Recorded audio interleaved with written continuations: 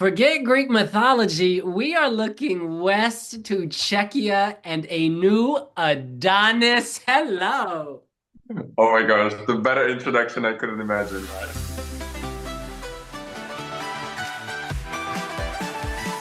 The best introduction is one that involves you, superstar winner, soon to be Eurovision contestant. Please, let's just start by asking you this.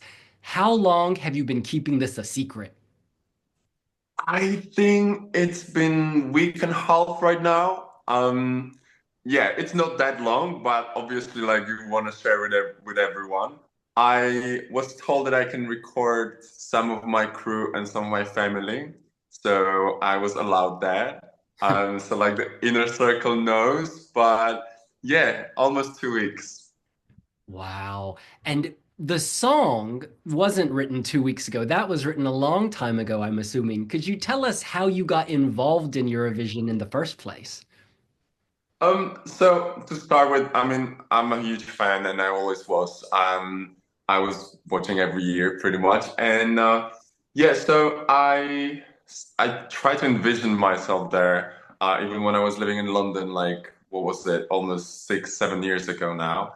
And yeah, I was just waiting for the right time, I guess. I promised myself I will try and apply before I'm 30.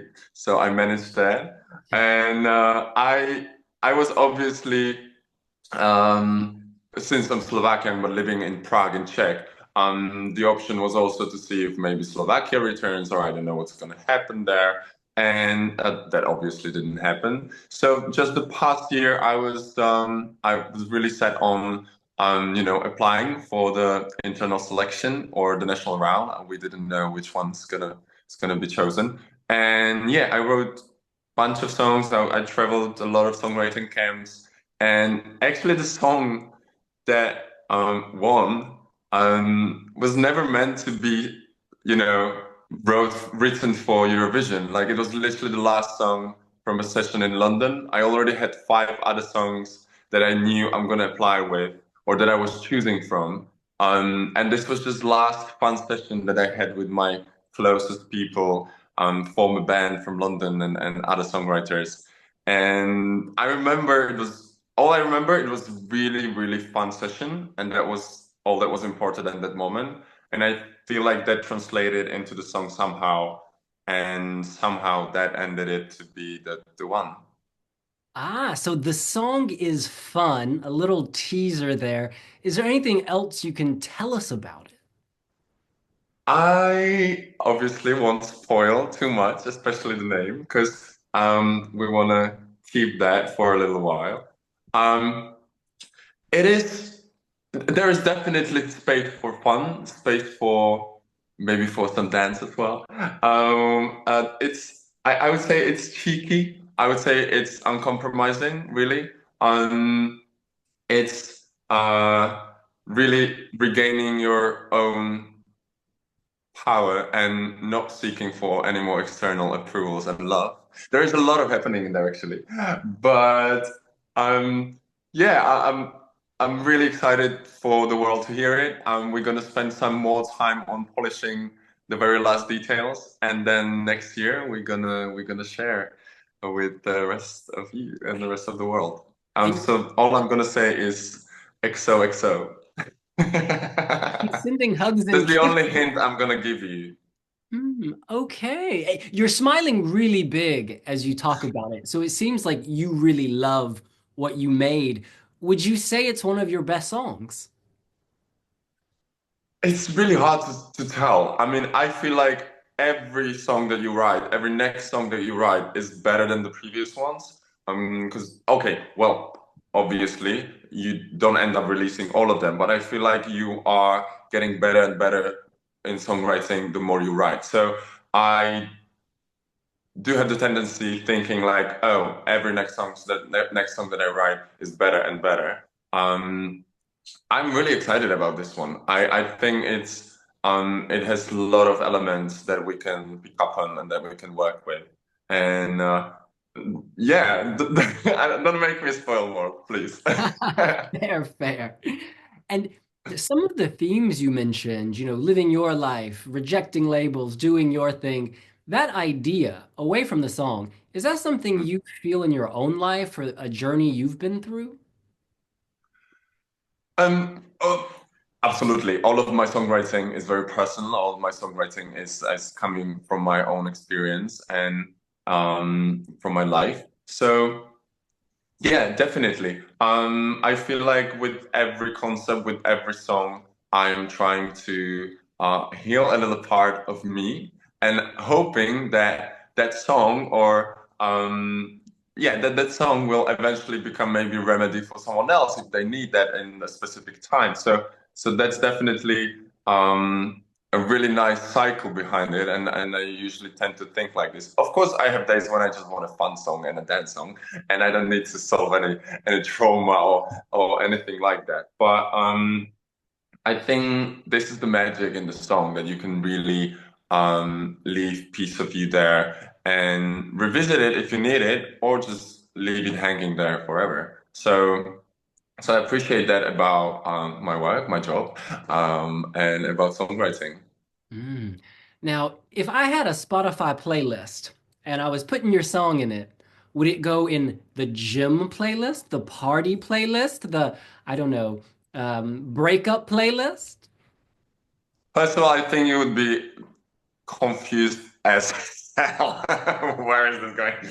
Um, I oh my gosh, it's very varied. I think it can be very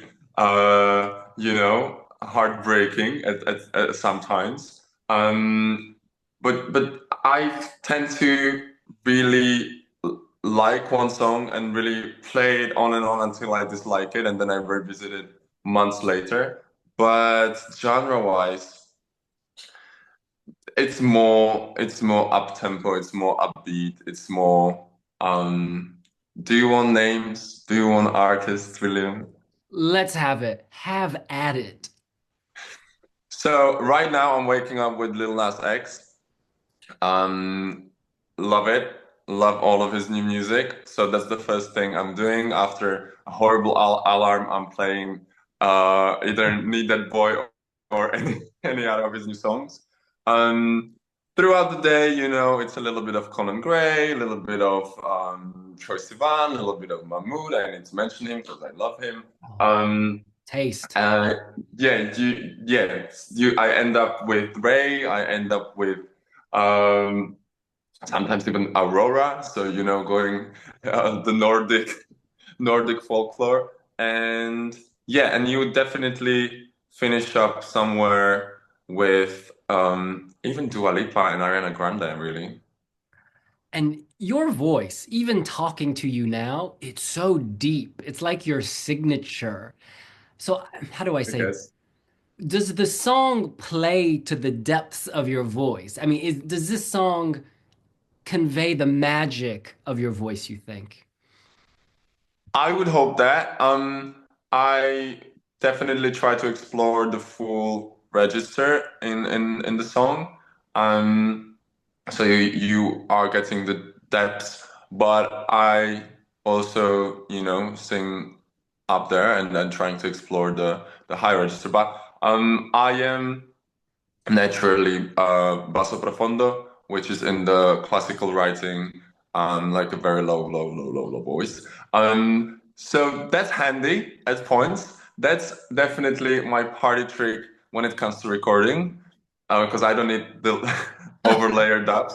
But in pop music, it's our the feeling I had in the past was like in pop music, you didn't really see that many, bass male vocalists. Obviously, you have ones like Woodkid that I love as well, but it's not that many. So I would train a lot to really have that scale and be flexible. And sometimes people are having troubles in like putting me into a box when it comes to vocal register. So I'm confusing a lot of people with this. Bass. I love it. I get tingles when you talk because my Zoom shakes. You may see my screen. Okay, now since you said it, I'm gonna not really speak. Blah, blah, blah, blah. No. How low can it go? And you mentioned earlier that the song may have room for dance elements. Would you call Mm. yourself a natural dancer? Is it something you enjoy? Obviously, I was a theater kid when I was young, so I would attend a lot of dance classes as well. Actually, I feel like there was more space when I was in my teenage year. There was more space for dancing in terms of like a part-time jobs. I had a lot of part-time jobs dancing at events, but I never felt like the professional ambition being a dancer. So I always just kept it on the side, had it in my mind, like I'm gonna do the dance workshops because I love it, I enjoy it, but I don't want to proceed a career as a dancer. Um, Even living in London, it would always be me just taking classes and then thinking like I might eventually use it in the performance later on, whether it's on my shows or music videos. So I can pick up choreo, yes. I I wouldn't go and say the best dancer. But I think with a lot of time that we have ahead, we can pull off some dancing as well. Well, you are a winner. Let's be clear. You are the winner of SuperStar Czech-Slovakia, the Yes. edition of Idol in your country. Could you tell us about that journey, what you were like when you entered and what you were like when you left? So this is the funny thing. The contest is actually joining both countries, Slovakia and Czech. That's why the market in here, the music industry is joined pretty much. And the countries are really small. Like it's altogether, I think like 15 million people, which is one London really. So the shows are not happening every single year because they are, trying to leave some space for younger talents and new generation to grow up as well. So now it's been 3 years actually since I still had the crown. And the next year is the next season. So next year, 2025, there will be the next season and next winner. I um I was never, how do I put this? Sometimes these competitions in our countries, they are stigmatized in a way that, people get a lot of attention and then it goes away and they vanish and they are not part of the music industry. So entering such a contest in here, you have that label in your mind, you have that, fear like, okay, this might give you a lot of attention and exposure, but how long will it last? Hmm. And my mindset was really okay, going in, doing everything like I would do in any of my, UK or London shows. And if it works, it works. I just want to stay true to myself. And it worked. I guess it was perfect timing as well.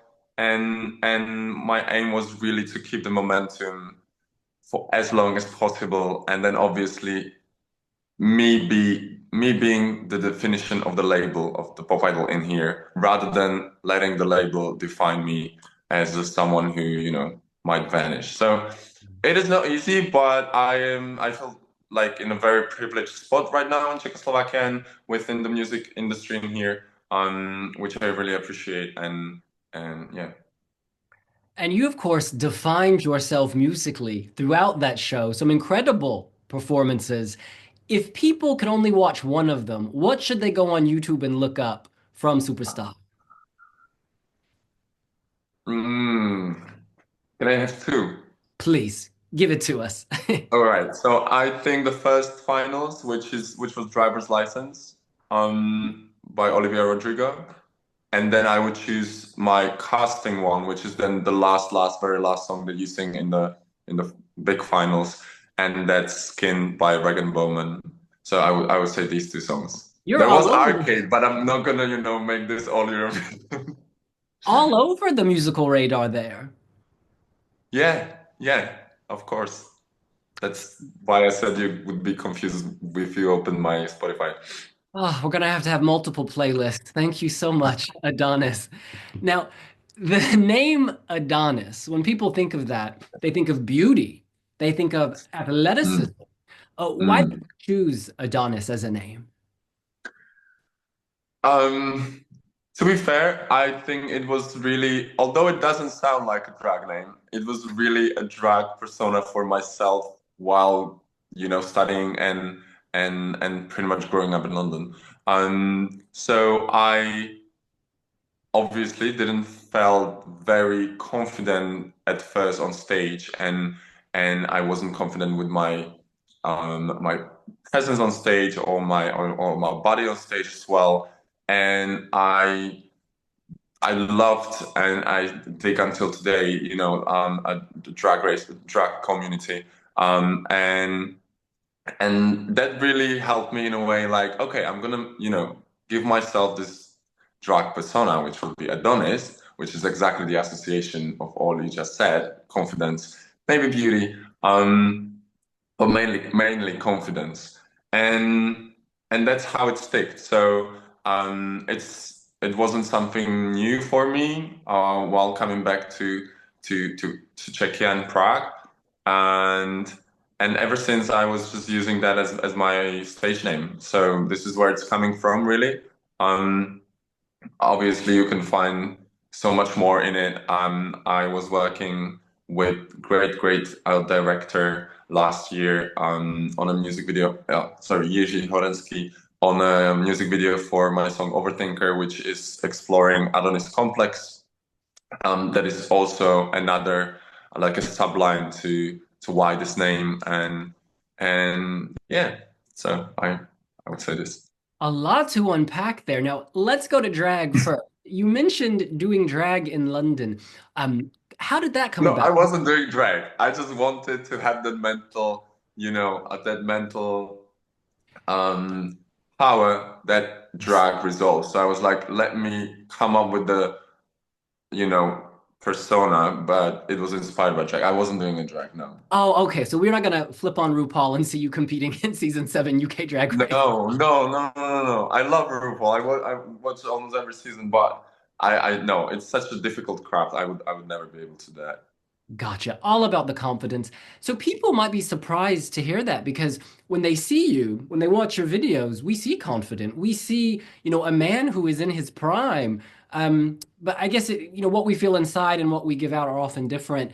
Where are you now on your journey? Because you're headed to Eurovision. You've been crowned the Yeah. king on Superstar.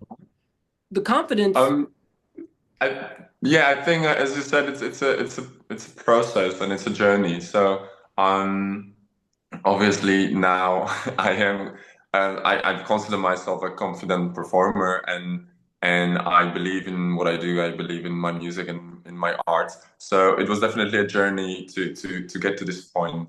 And obviously it all started um, with all those little helps, like the name, like the acronym, like um, the external help. And now I feel like I can give myself that credit and obviously I still have a stage fright and all of these because it's something that's really important to me, but I don't see it as a fear anymore. I just feel it as a responsibility towards myself or towards my craft or audience. So I think it's about a lot of times about the flipping the perspective and just experiencing and yeah, a life happened and you gain confidence somehow.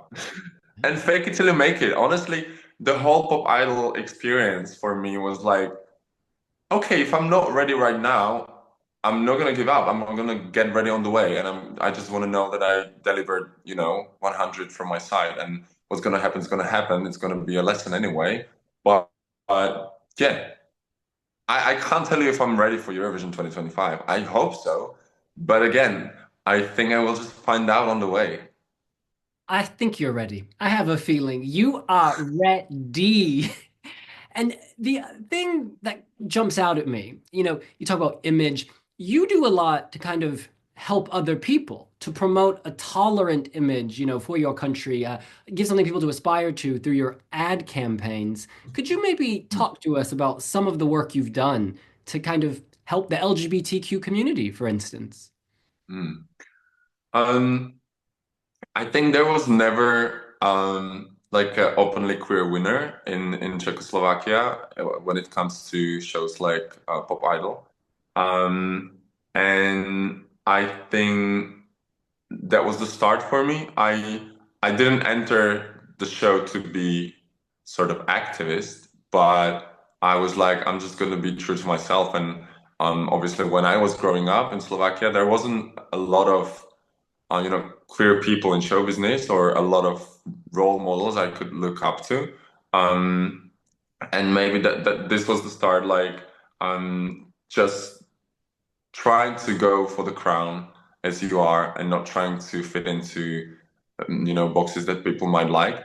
And it wasn't an obvious journey. It wasn't an obvious win because even the production and people in here, they had no idea how the voting will go and how people will react to my performances. And so that was definitely a start. And then obviously you become locally, because this achievement is very local. Like if I go outside of Czechoslovakia, no one knows me. So locally, um, you become a public figure, and suddenly they see your personal life, and that and that reflects a lot when no one else is talking about um, their personal life, even if they are queer. And that links with other campaigns, with other partners, and things like maybe redefining the words like love in Slovak dictionary, which was part of, I think it was 2 years ago, um, which was really defined in in our language, in Slovak language, not Czech one, as the affection between men and women, and we actually managed to change it, affection or love between two humans and two people. So it's applicable for everyone. So small things like this. I still don't consider myself activist. Don't get me wrong. I think it's just me not hiding my success, failure, and my life, and that somehow works out for That's maybe someone else. beautiful. That should be your next single. I need that story. Honestly, give me a ballad with that. Woo! A ballad, yes, that's definitely ballad material. I agree. I agree. And Yeah. stemming from all of that, I know it's not activism, it's just living your life. But surely Yeah. people have been in touch to say, thank you. You helped me see myself. I do get a lot of DMs, yes. A lot of really nice DMs, and sometimes you don't even realize the small thing, or small words that you say in interviews can affect someone not living in the capital city, or being on the countryside, etc., etc. So sometimes I really don't realize this is actually helping, and you get those messages, and it's really nice feedback and really nice to um to see that someone had a better day because they saw some of your interviews and stuff. So yeah. And I'm sorry, Czechia and Slovakia have a long You can history. still say Czech Republic, but but Czechia. Oh, thank I you. also do that. I Oh, okay, always say that's Czech good to know. Republic. Because in some Eurofan circles, ooh, I've been burnt for saying Czech Really? Republic. Yes. I mean, officially Czechia, but like, come on, just couple of years ago, it was still Czech Republic. I'm curious, as someone from Slovakia, Yes. living and working, winning TV shows, in Prague, you're in Prague, yes? Yes, right now we're Prague. Yeah. Is there a perception of a Slovak artist? Like, is there any type of stereotype of a Slovak artist? In comparison to Czech artists. Exactly. Um, I think the market is very, very close to each other. I think we would have to flip into the local languages. Obviously, then you would feel the difference. I think Slovak language, oh my gosh, now I'm going against myself, is a little bit softer. Therefore, a little bit more sing along. I don't know how to say Yeah. that. Yeah, like while the Czech language is a little bit harsher. But I love singing both. I I don't speak usually in interviews in Czech, but I do sing in Czech. And you can really tell the difference in the pronunciation. So I think that already makes a huge difference. But the stereotype wise, I can't think of any. I think the markets and the artists are very similar. And as people follow you in the next few months, because we have a while till Eurovision, December, January, February, March, April, May, 6 months. What do you want them to learn about you on this journey? What should we look out for and pay attention to? Not an easy question. I have no idea. Well, obviously, I want to share as much music as possible. Obviously, the focus will be on the Eurovision song, um, but I see an opportunity in all of those extra bits, like how it's alongside that. But to be fair, the part that I really enjoy the most is the live and is being in the same room with the audience and actually exchanging the energy on the spot. Because being in the studio is one thing, which I still love too, but the energy that you get on the spot and the reality that you can create for the audience, I think that's magic, and that's a superpower in a way. So that's something I really love to do, and I can't wait to share with bigger audiences and foreign audiences because obviously I did study and perform in London, but it was not small scale, very small scale. In here, yes, you get bigger audiences, but I don't have that experience with foreign audiences. So that's something I hope a lot of people will experience with me. Whether is it on pre-parties, whether is it at actual Eurovision, or afterwards, you know. Can we expect you at the London Eurovision party on the 13th of April? Ooh. Let me put it to the calendar. Or was it a question or was it an Oh, invite? yes, we hope to see you. It's an invite I and hope to see you too, of course. No, I think London is definitely on our schedule. So yes. fantastic. Let's get you some British votes real quick. Please tell us, what did you love about London? What did you take away from the United Kingdom? I hated London the first year. I thought I'm going back. Everything was too expensive. I had five jobs and study. Um, and I'm really happy that I stayed and as I survived the first year. I think that's like Mm. the crucial one. And then everything just turned 180 degrees and was amazing. I never planned to leave London. I left during COVID just because everything was shutting down, and I went home thinking I'm going home for 3 months. But then obviously this period was here way longer.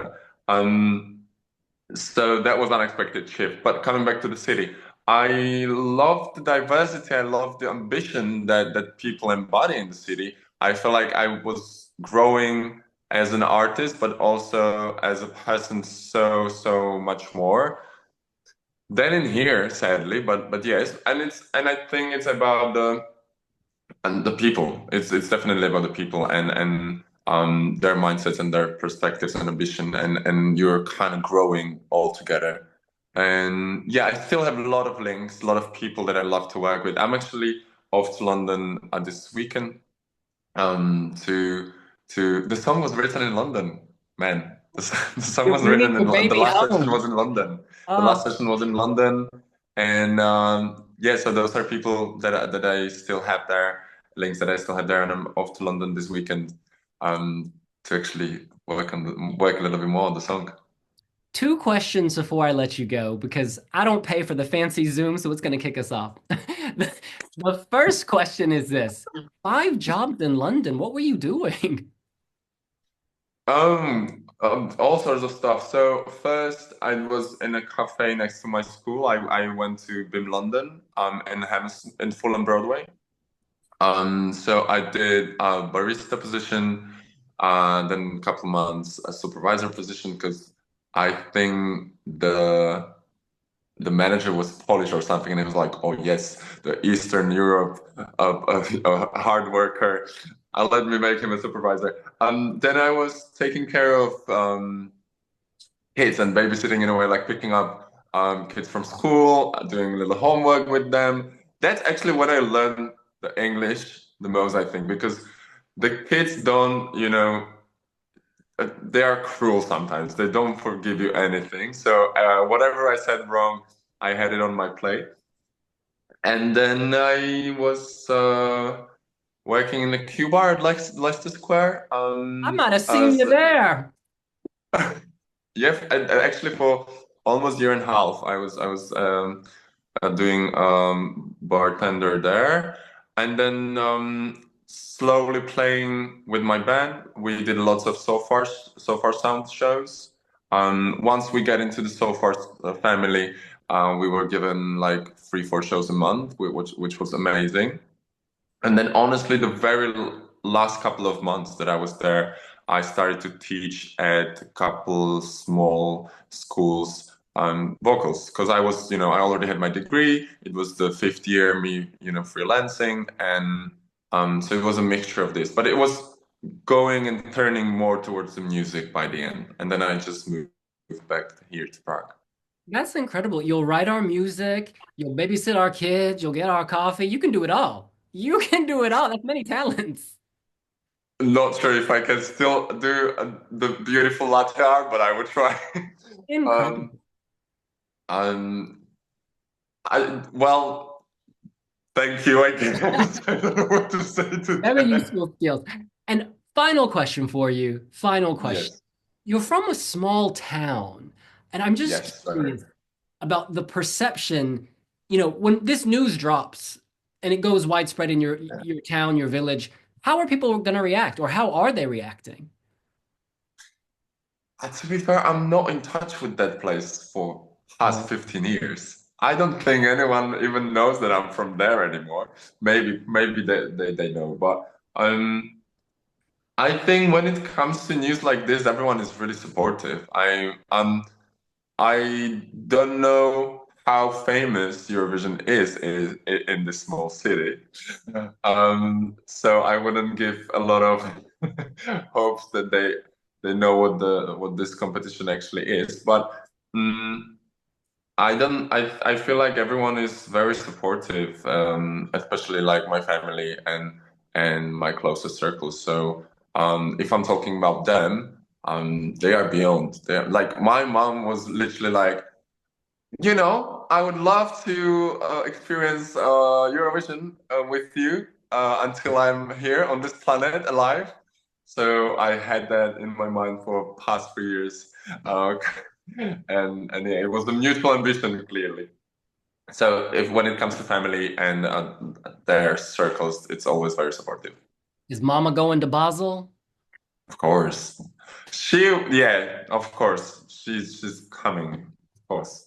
You've won. You've won, darling. He is Adonis. The song will be dropped in 2025. You're gonna have to wait. We don't know what semifinal you're in, but once we do know, we're gonna be telling folks to vote for you. You are so lovely. Thank Congratulations, you. and thank you so much. And thank you for a lovely interview. I really appreciate it.